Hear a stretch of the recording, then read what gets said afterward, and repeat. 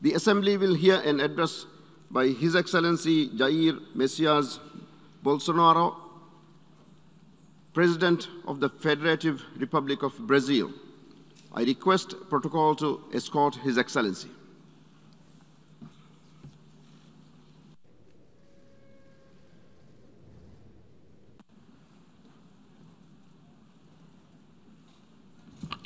On behalf of the General Assembly, I have the honor to welcome to the United Nations His Excellency Jair Messias Bolsonaro, President of the Federative Republic of Brazil, and to invite him to address the Assembly. Okay.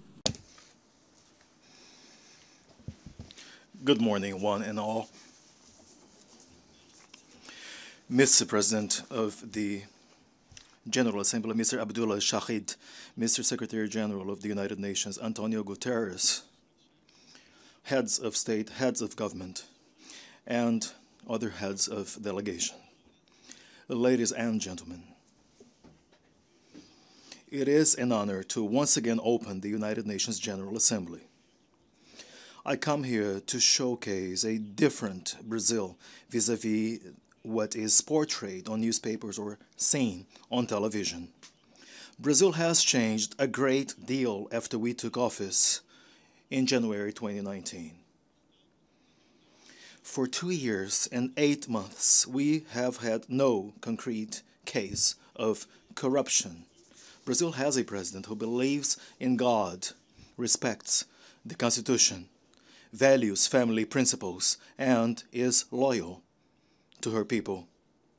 And this is a lot. It is a solid foundation if we take into account that we were at the brink of socialism.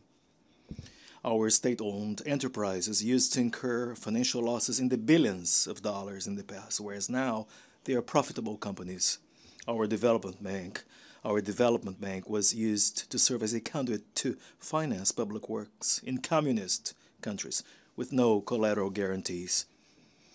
It is the Brazilian people itself who honors or had to honor these commitments and costs. All of that has changed. I present to you now a new Brazil whose credibility has already been recovered in the world. Brazil currently has the largest investment partnership program with the private sector in its history, a program that is already in place and fully underway, being implemented. So far, $100 billion have been contracted in new investments, and $23 billion have been collected in concession projects granted. In the infrastructure sector, we auctioned 34 airports and 29 port terminals to the private sector. We already have more than $6 billion in private contracts for new railways. We have also introduced the railway permit system, which brings our model closer to the U.S. model.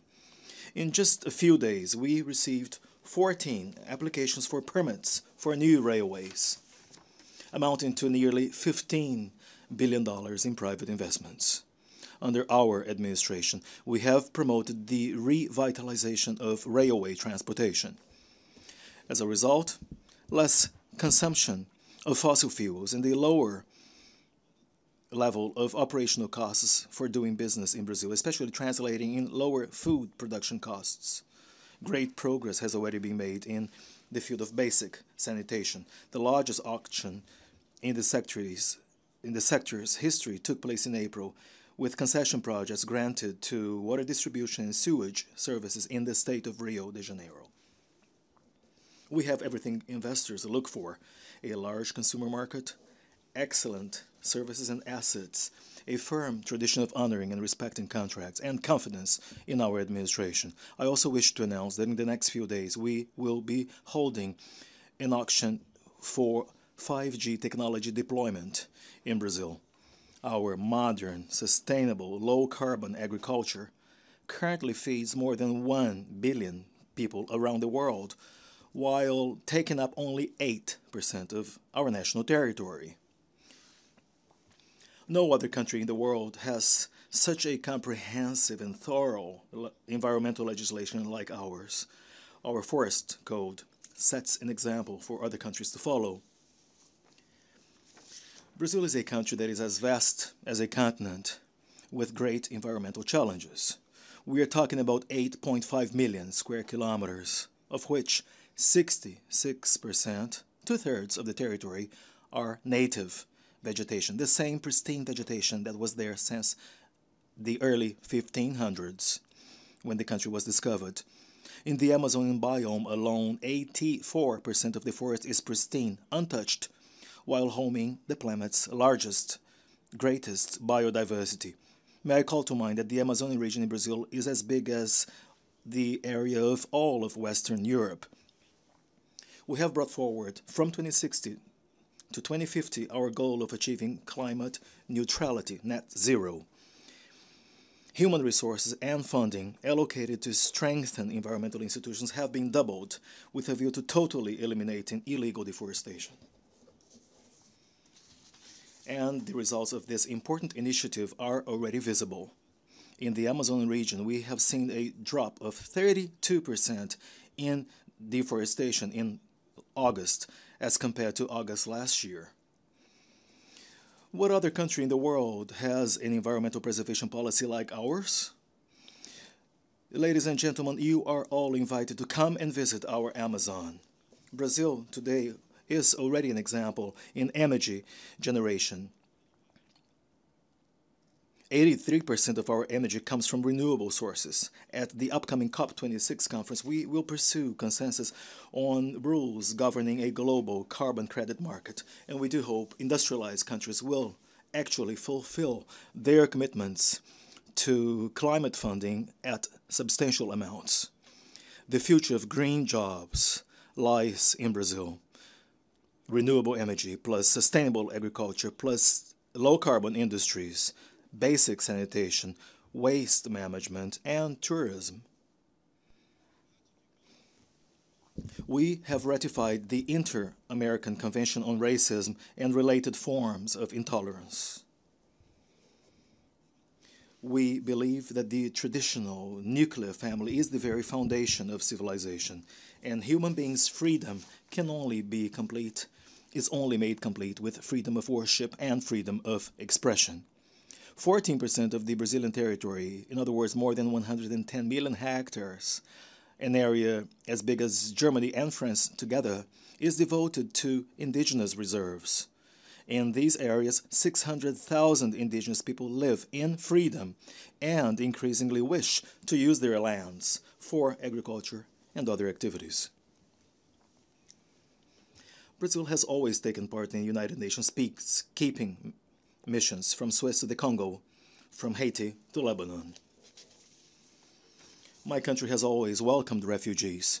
At our border with neighboring Venezuela, Operation Welcome, conducted by the federal government, has already received and welcomed 400,000 Venezuelan citizens who have been displaced due to the serious political economic crisis bred by the dictatorship regime. The future of Afghanistan is also cause of deep concern for us. We will grant humanitarian visas to Afghan Christians, women, children, and judges.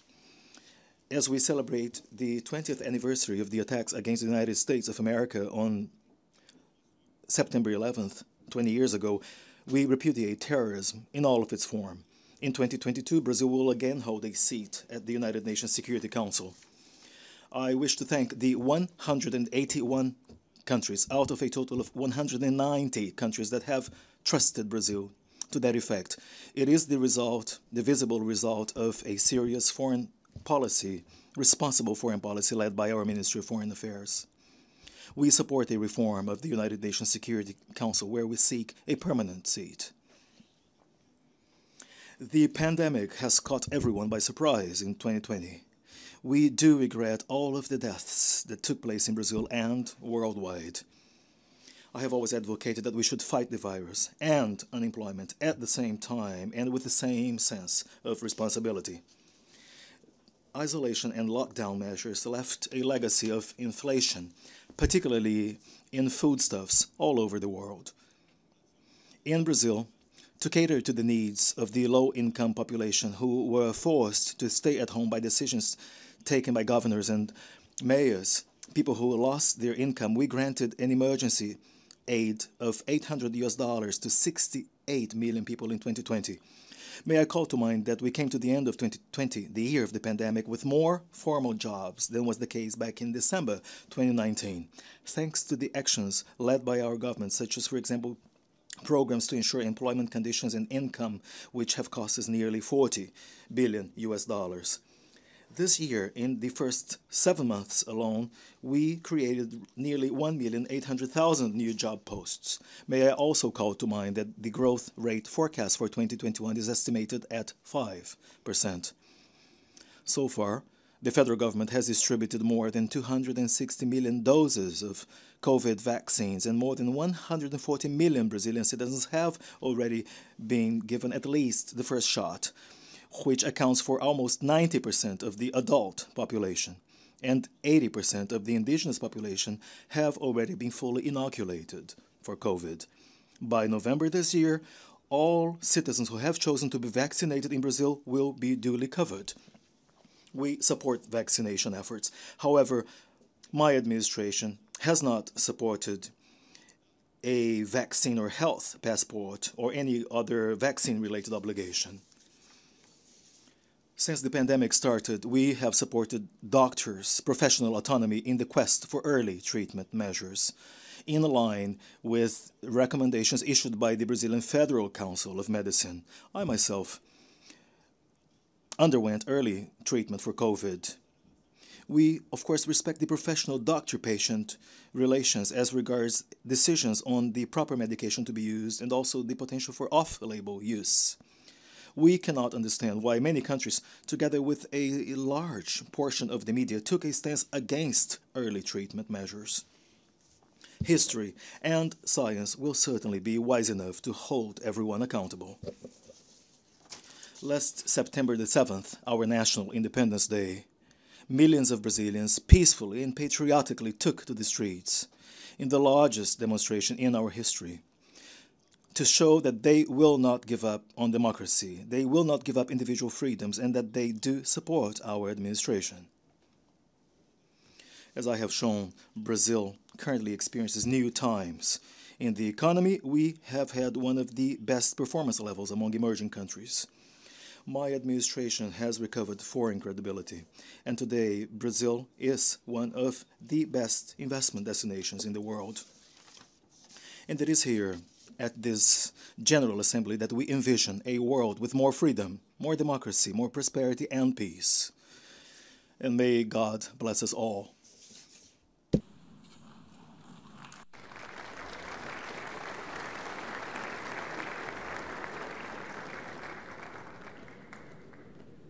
On behalf of the General Assembly, I wish to thank the President of the Republic of Brazil for the statement just made, and I request the protocol to escort His Excellency.